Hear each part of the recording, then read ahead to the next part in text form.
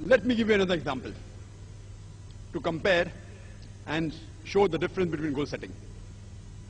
I would like to give an example of the man, of the person who had very small means but reached the heights in his field.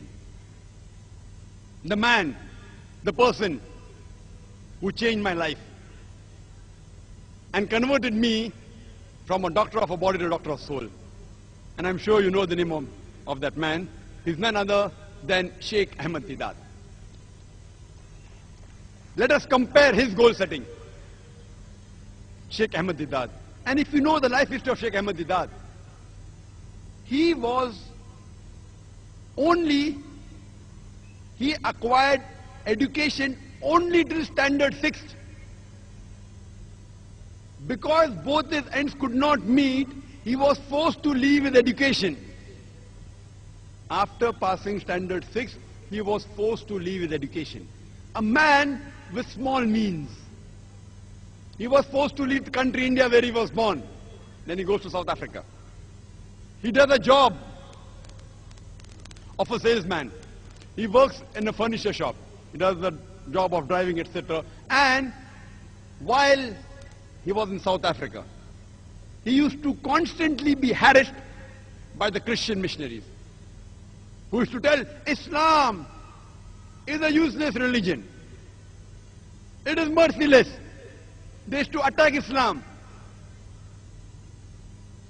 And because he used to get harassed, a desire came in his heart that I want to reply all the allegations against Islam made by these Christian missionaries. I want to give a fitting reply to these Christian missionaries. Imagine a man only studied to standard 6.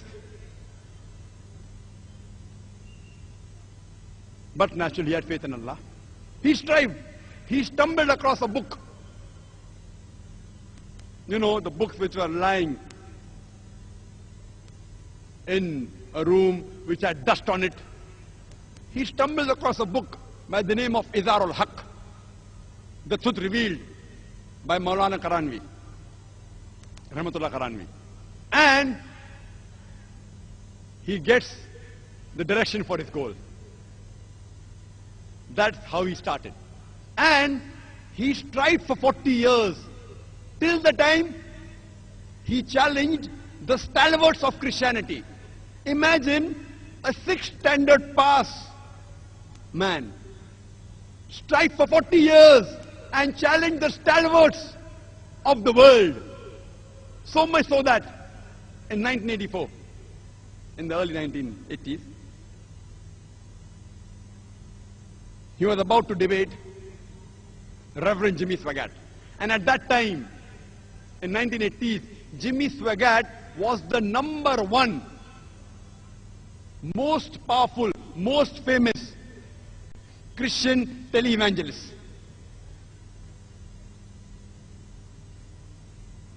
Just a few weeks before his debate, one of the fans of Sheikh Deedat told him that Sheikh Ahmed Deedat, I'm your fan, but I want to give you an advice. This man, Jimmy Swaggart, I know him. I have studied him. Please don't debate him. He will chew you and he will spit you out. Imagine a fan of Deedat giving advice to Deedat. You don't debate this Jimmy Swaggart. You don't know him, I know him. He will chew you and he will spit you out. The person who was the most famous televangelist, who owns television channels, whose budget was more than $1 million a day to keep his head above water. Our Sheikh Ahmed Deedat, mashallah. With Allah on his side, he goes to USA. In the hometown of that Christian missionary. In the country where he's famous. He goes and he has a debate. And alhamdulillah, summa alhamdulillah, with Allah's help, he turns the tables over. Imagine a man of small means, not even past school, leave aside being a graduate, challenges the stalwarts of Christianity, so much so that he became the biggest stumbling block for the Christianity of the world, for the Christian missionary. One man alone, Sheikh Ahmad Deedat, with the help of Allah subhanahu wa ta'ala, he challenged the whole of Christianity.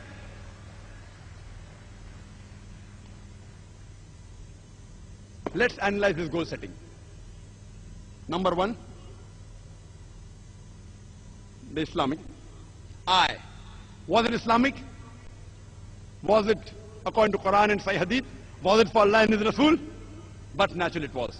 That's the reason he was able to achieve his goal. Number two, was it specific? Yes. His goal was specific. I want to reply to the allegations against Islam. Specific. I want to give a fitting reply. Remove the misconceptions about Islam that is there in the minds of the non-Muslim. Number three, was it lucrative? Was it profitable? He wanted profit in Akhirah.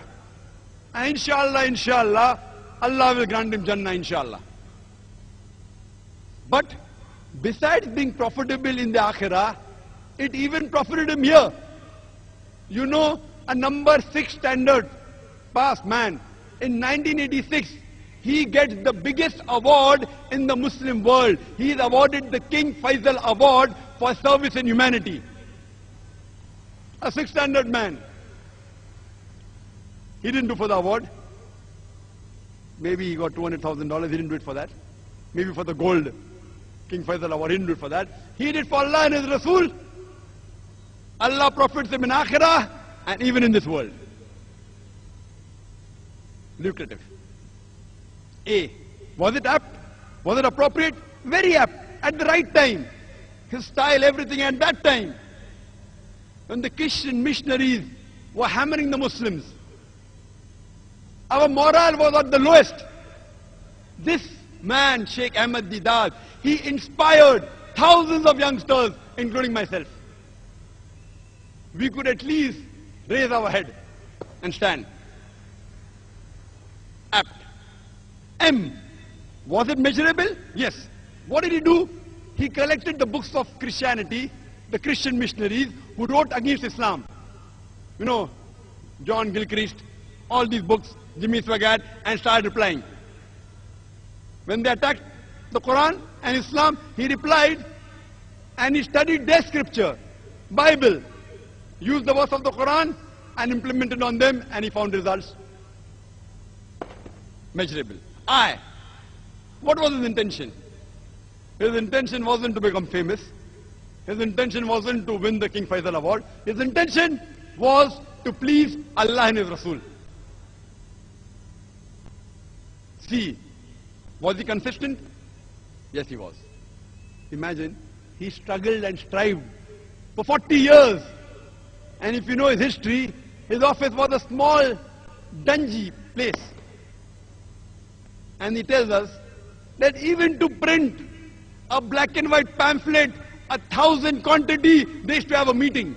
Let's have a meeting. Can we print 1,000 quantity of a black and white pamphlet? MashaAllah. Consistent, kept on striving, till he reached his goal.